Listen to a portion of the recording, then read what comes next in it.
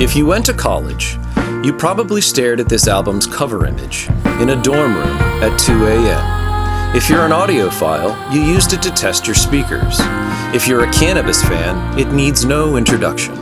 If you've been an inhabitant of Earth any time in the last 50 years, this album, band and artwork, was hard to miss. It's the fourth best-selling album in history.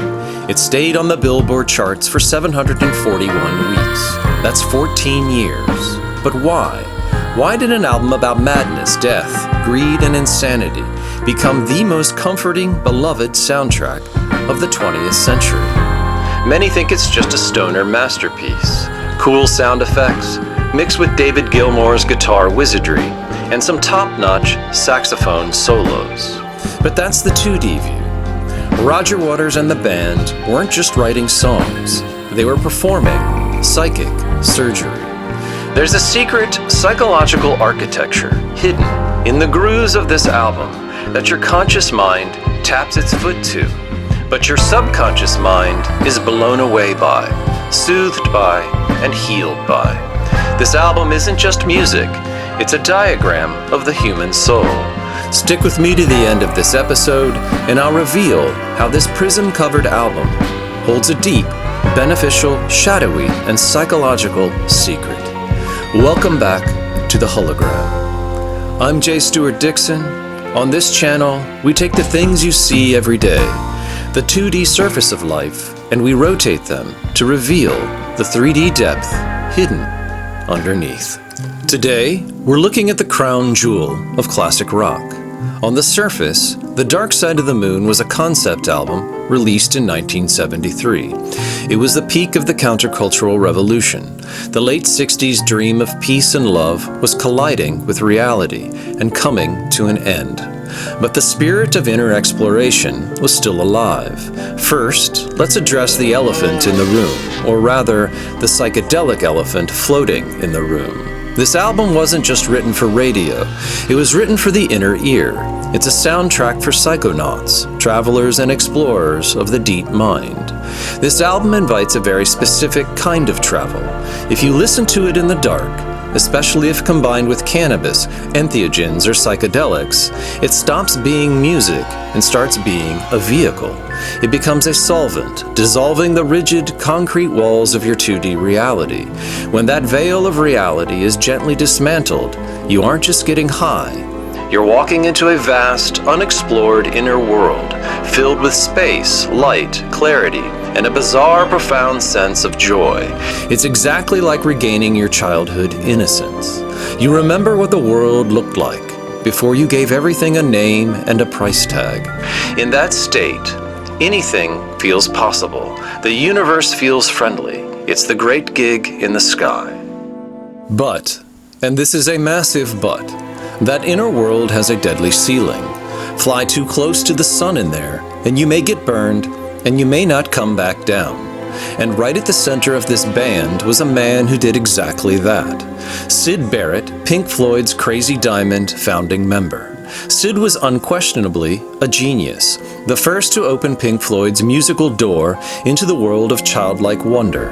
However, he flew too close to the sun. Poor mental health, fame, and probably too much LSD fractured his mind, and that childlike vision turned into terrifying confusion. He left the band never to return.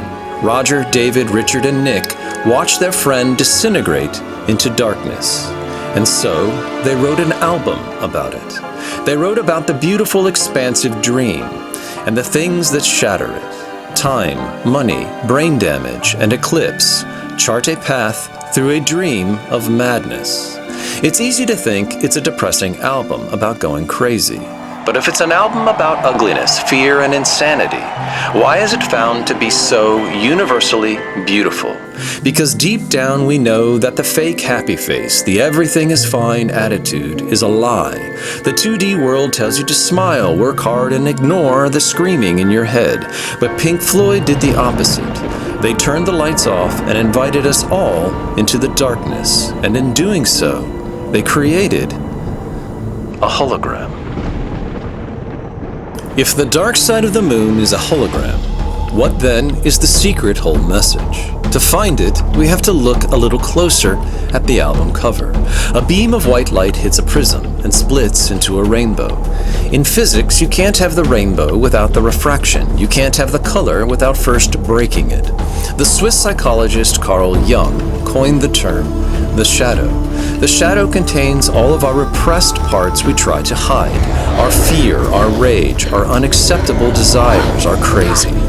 Most of us spend our entire lives running from this shadow. We like to stay on the sun side. We pretend to be normal.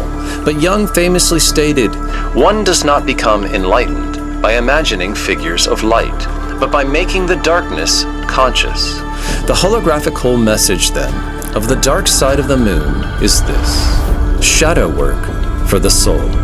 This shadowy dark side isn't a bad place, it's a necessary place. You can't be a whole human being, you can't be the whole moon if you only acknowledge that side which faces the sun. To be whole, we must all visit the dark side of the moon. We must acknowledge both the light and the dark. When Roger Waters sings "The Lunatic is in my head," he is fearlessly acknowledging and accepting, hey, there's a crazy person in here, and he's me. This is why the album is so popular. It provides a safe space for us to do our shadow work. When we put those headphones on, we are finally allowed to feel our anxiety, our fear of death, our depression, and even our madness. And what happens when you face this shadow? It doesn't kill you. It morphs into a beautifully gorgeous soundtrack that provides hope, healing, and joy. The dark side of the moon, shadow work for your soul, doesn't destroy you, it completes you.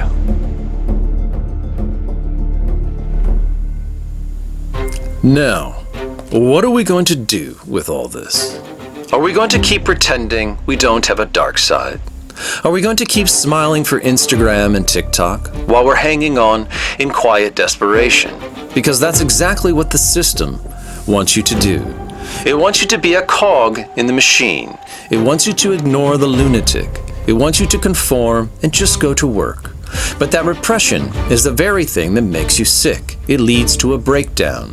The message then of today's hologram is that we all need to stop running. We need to turn around and embrace our shadows. We need to embrace our inner Syd Barrett. We need to acknowledge that yes, life is scary. Time is running out, money and materialism are bullshit, and our fear-based shadows are controlling all of us. When we can admit this, when we can shine the light of consciousness on our own shadow, something utterly magical happens. The fear evaporates. The anxiety transforms into depth. We go from being a fractured, scared person to being a whole human being. The album's final words, "There is no dark side of the moon, really. Matter of fact, it's all dark. Sounds scary, but they're actually liberating." It means that darkness is natural. It means that darkness is integral to the cosmos. Darkness is a part of you, a part of me, and a part of everything we experience. This hologram invites you to go utterly insane. This hologram invites you to step into the fiery flames of hell. This hologram invites you to leap into the deepest abyss.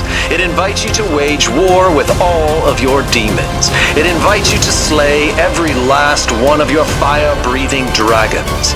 This hologram invites you to be absolutely and completely open, honest, independent, and free. It invites you to courageously and wildly go where few have ever gone before. This hologram invites you to know thyself.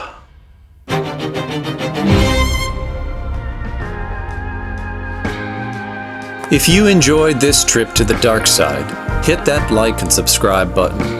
And if you realize that maybe you do have some lunatics in your head that you need to make peace with, if you want to learn how to actually do this shadow work and integrate those parts of yourself, check out the Know Thyself course, Hologram Edition, below.